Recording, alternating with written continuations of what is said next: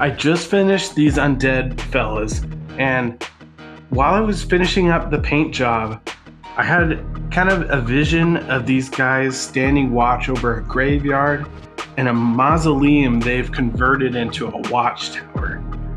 And I'm kind of inspired to build it. So let's start with this sketch. You've summoned a lesser maker. Alright, so to start with the sketch, I always like to start with reference photos because without reference photos, it's kind of like doing archery in the dark. You'll hit the target much easier if you know the basic shapes. My basic idea for this mausoleum was inspired by the Fallout games. There's a lot of storytelling that goes into there. There's the pre-war stuff that's been built for a long time, and then there's the raiders that come in and repurpose things, like Rivet City was an aircraft carrier turned into a city. Stuff like that has a lot of dimension. And I pulled out some of my dregs, and I wanted to make sure that at least two of them could stand side by side in this structure. And I did the same thing to designate the height for this. 2.75 inches or 3. I always like to find the fastest way to do things. When I wanted to do the stone texture, I could have used the plaster mold I made, but I did get a texture roller finally. And so I got some of my dollar store foam core and I rolled it out with this new texture roller. Worked really good the first time. In my opinion, I wish I had scaled this up when it was printed because it is a little small for my taste. So on top of those cobblestones, I wanted to add an accent for these arches, and I made a plaster mold of this soldier holding a sword, and I used that arch as a template, and I kind of just freehanded what I wanted this detail to look like. I'm not using like a standard template for any of this. I'm freehanding it just like I would in a sketch. I got ahead of myself a little bit and I started gluing things together, and I realized that the front facade, like the most important shape for this mausoleum, hadn't been made yet. So I started pulling out some details that I could use for that, like these clothespins, and I decided to use those on the side. And then I just started freehanding the front. I went ahead and grabbed a Victorian greenhouse that I made. I used that as the center line. Then I just kind of used the wall heights to kind of figure out the angle from the center line. I realized that the texture roller didn't really do a great job on this specific type of foam core, so I had to transfer that over, recut it out, and do it again. But in the end, it did actually work out.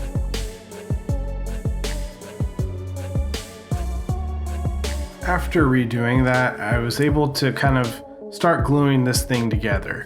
And it was a really big relief to see all this stuff matching up and get a shape that I was really happy with. I pulled out some plastic packaging. This has a really nice corrugated texture, and I use this for like metal roofing on a lot of my builds.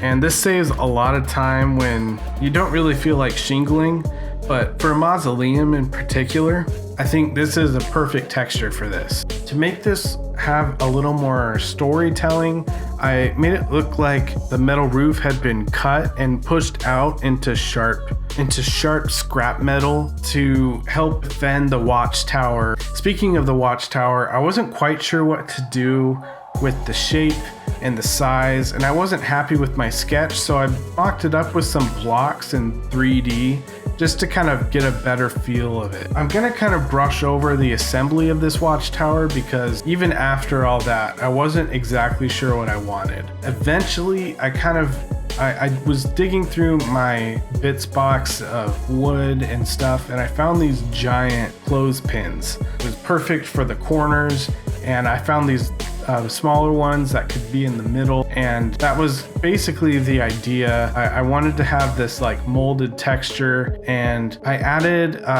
another section of this Victorian greenhouse to the bottom of it. It really kind of took up a life of its own.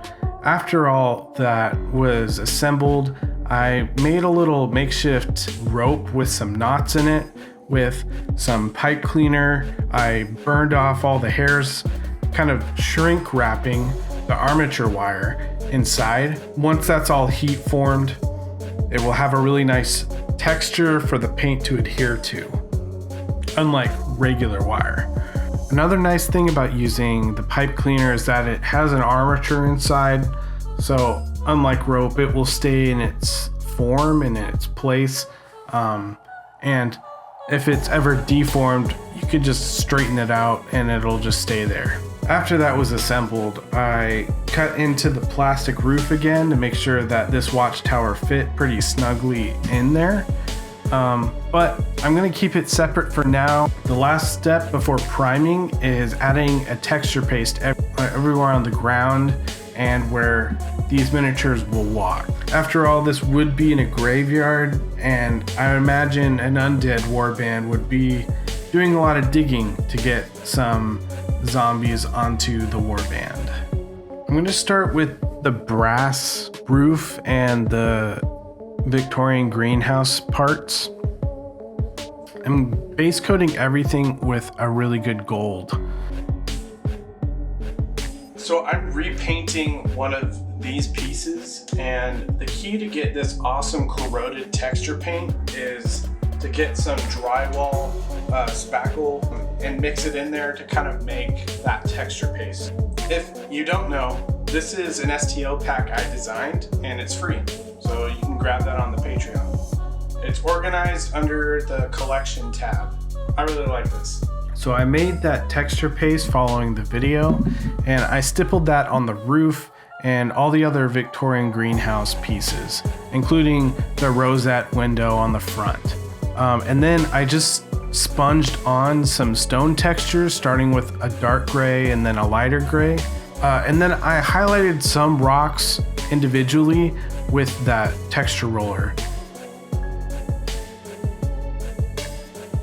The last step after base coating the wood was to paint some wood grain.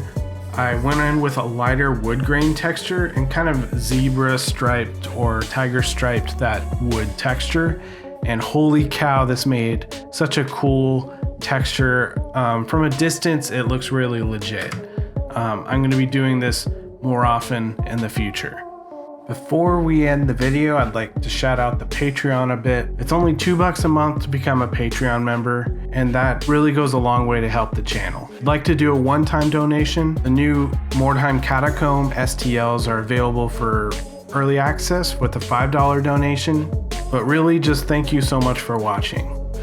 Thanks to Leroy, Feder, Caracol, Old School FRP, Burning Heart Custom Creations, James, Anders, Hanover, Grim Drunk, Turborius, Andy, Corey, Mike, Nick, Villagers Laboratory, Cabu, The Pessimist, Seb, Lori, Nunu, Raf, Jonathan, and our newest patron, Fabio Soroso.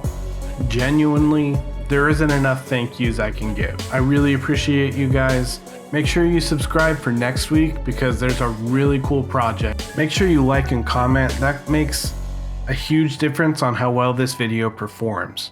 Check out the community tab to see a hint for next week's video and a community build challenge. And I'll leave you here. Have a good one.